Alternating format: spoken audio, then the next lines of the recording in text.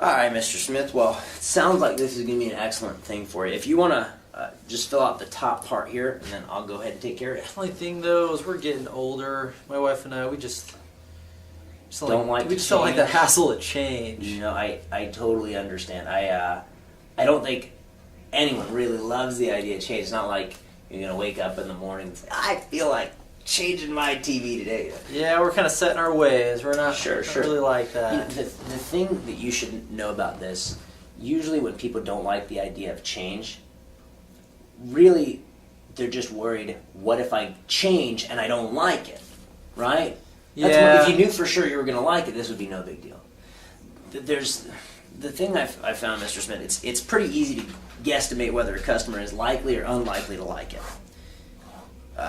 I always like to imagine for a second you're a brand new customer. You don't have any TV service. You're investigating two companies that are trying to earn your business. Company A and Company B. Company A says you're going to get 180 channels with high definition.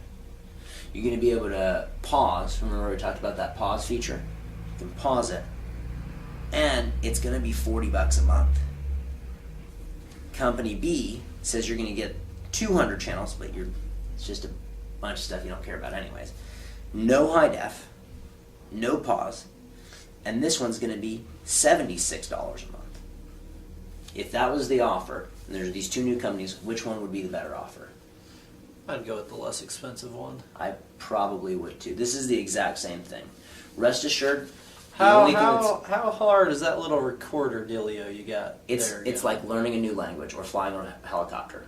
That sounds too hard. I don't know if I like that. We show you how to use it. It's really, really easy.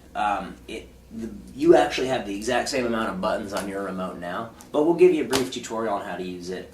My grandma's a little bit older than you are, and she uses her DVR. So that's what I'm worried about. Is I think I might be able to figure it out, but my wife, she's getting up there. She's almost 80. Let me ask you a question. Is your wife having a hard time using the setup now? Because I know a lot of older, but a lot of my senior customers will already have difficulty using the remote. Is that probably the case? Yeah. You know, I think it would be unlikely that that's going to change.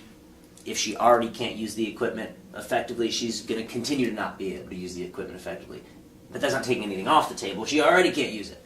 The nice thing about TV, you point the remote at the TV, you press the buttons, changes the channel. You know. Is it hard to do the recording? Because I know we had a VCR back. Our kids got us a VCR for Christmas one year, and that was the biggest pain in the butt ever. Sure. But VCRs are really tough. I mean, you gotta go change stuff and get up. The DVR does it automatically. You don't have to program anything. It automatically knows what type of shows you like, and it will record them and suggest them to you. Now, truth be told, if your wife doesn't use that feature, you're still not out anything. It's still cheaper. You can still use that feature. Do you watch all the same channels as your wife? No, not always. You don't need to. You like your channels, she likes her channels. Same thing with features. You may like this feature. It's not taking anything away from her. That's still a win for you. But yeah, if you want to fill out the top part of this, I don't think she'll have any trouble using it. It's really, really easy. And you say they do a tutorial on that? Yeah, we'll kind of show you how it works. There's actually a whole channel live.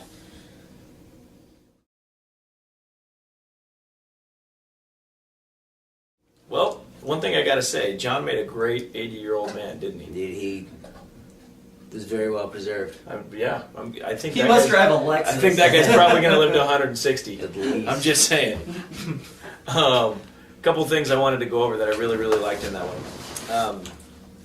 I noticed that you got on his side really quick on that one. What was the psychology behind that? The same psychology that always takes place in an objection is you don't want to appear to be like, no, your objection doesn't matter. You want to agree with their objection and show them that it doesn't really apply.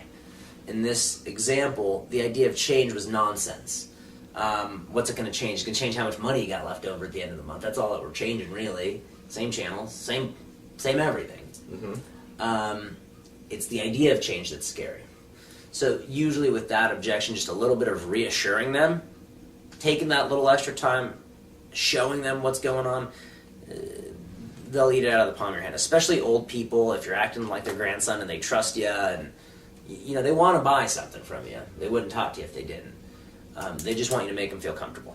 One other thing I noticed, and that was actually he brought up a secondary objection about a DVR, and he was worried that his wife wouldn't want it, and you did a really good job of taking that back and saying, well, what did you say there? This is always a fun one, and it doesn't come up in every sale. I wouldn't recommend you guys to push it. Just kind of came out. His wife was already having trouble using the remote, so that's not a deal breaker for us. If you're already having trouble using it, you may continue to have trouble using it. But then I make the little joke that, look, it's really easy. You point the remote at the TV, you press the buttons, and the channel comes up. And you still got them on your team, and you still talked about a tutorial with the option, you know, for them to learn more about it. And then one other thing I really like that you pointed out is you pointed out, you know, the features. There's no negative part to the features because he was like, oh, I don't know if we'll use them, and you said that's great, but there's no negative if you do and she doesn't. That's another thing I really liked. Yeah. So you took advantage of what could have been a hot button for him, or what could have been a pain point for her, and made it so that it was just a hot button for him and it was nothing for her. Absolutely. It's, you know, different strokes for different folks. Yeah, great. Anything else you want to add for a first-year rep out there that's watching this?